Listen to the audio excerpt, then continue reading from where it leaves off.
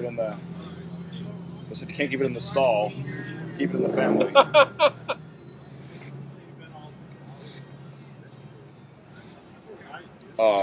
It's been a rough day. You know Jimmy Calabrese, right? The name sounds familiar. Kind of like relatively long hair. He's like 55, 60. Owns a little recording studio in Vermont. Rides his bike, rings his bell. Oh, yeah, I think maybe. No. I have very few pictures of him. It's kind of surprising. So this was a... My problem with most people is that I, like a lot of people, like to talk a lot. At the same time, I'm trying to go out at some point and build a listening business. Saying, listen, if you give us the rights to what you're saying, you don't need to spend $60 or $120 on a shrink. Call one of our people. They're verifiable. They're true. They may not want to listen to you, but they'll tell you the truth. You know, they'll probably end up trying to sell you membership in their own fucking cult. But as long as you know that you're doing it, as long as you come to your door and say, I'm trying to sign people up for my cult. Like, it's instantaneously funny. No one has ever said that. Yeah, right. In the real world, you probably get, like, you'd just be locked up. I mean, and maybe that happens in a film too, you know? And maybe you turn everyone around, like, you know, Two Flew Over the Cuckoo's Nest. Or People wouldn't believe you if you said it was a cult. They'd say, oh, it can't be a cult. Right, You're saying it's a cult. Yeah. Much too upfront, sir. See, what I want to be able to do is have talks like this, but have one of these here and one on the other side. So we're kind of facing each other, but right over the top. So if you ever do it as an episode, instead of talking to the other guests, you're actually talking directly into your viewers. Directly, like, looking right in their fucking eyes, basically.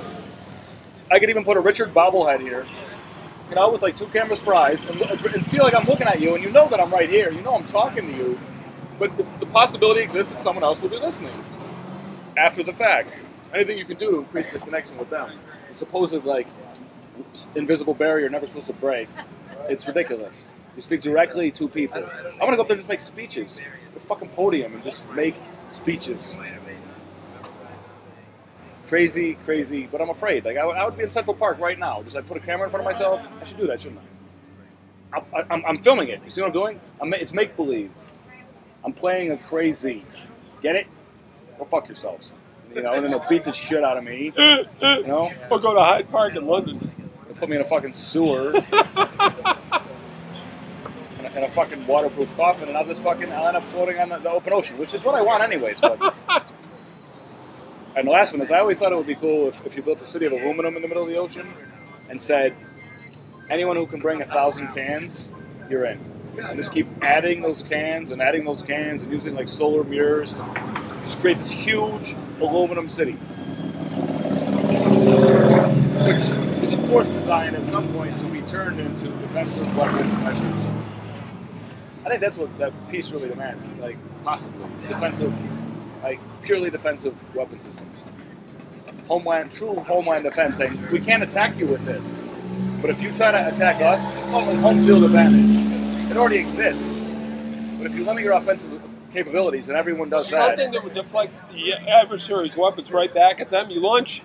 just a pure anti-weapons system. Yeah. Doesn't go after people. Yeah. Only goes after weapons. Will not go after anything that's not as heavy as have something a tank. like judo or aikido, but electronic technological. Yeah, like rocket judo. Yeah, a little attack gives you your own energy back. A big attack gives you your own energy back, so nobody would attack. The thing is this, like, I think you could probably save the world by being able to put up a blockade between every continent. To me, well, that's actually a whole other story. But the people in this story, what they actually have, because of what happens today, is suicidal rocket bombs.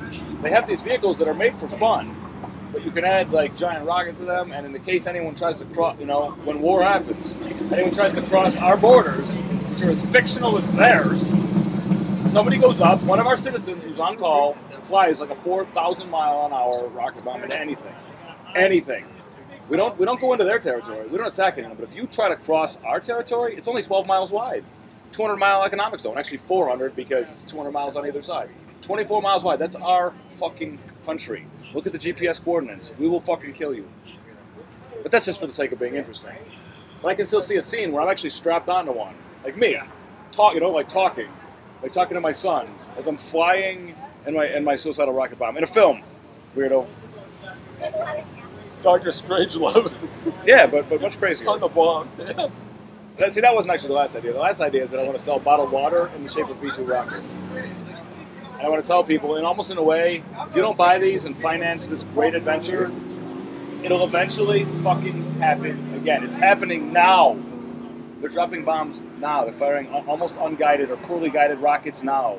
Randomly into people's neighborhoods. It's got to stop. So people would say, you're so disgusting. How dare you? I'm like, because it's just crazy enough that it might focus the attention on people and say, so-called smart bombs that don't work and cluster bombs that are incredibly deadly and mamey. They're mamey.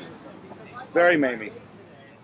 And who knows, they're developing weapons that we don't even, totally new classes of supposedly non-lethal weapons, but who knows what they do? They may, like, be able to microwave people from across the street. I want to make a 1-minute film about what would happen if we were Britain and a new United States appeared, a colony appeared, and they tried. I want to make a 1-minute film about what would happen to George Washington. Just like the live video of the Predator.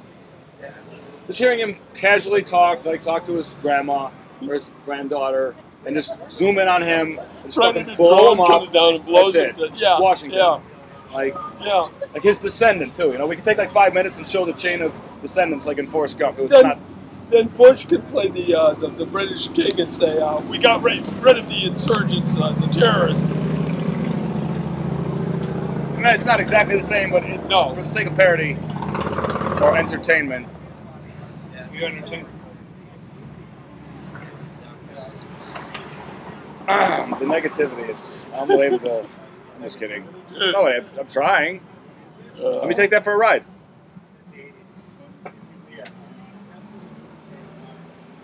Alarm system. I got a license. See you later. It was good talking. All right, that was beautiful. I owe you about $700. No, really. If I say it, it must be true, right? Not now, not now. I gotta make it first, or I gotta cash it in. It takes a while. There's a pipeline.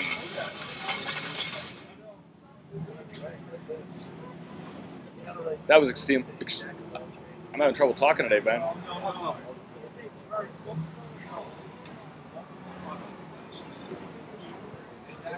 Fuck.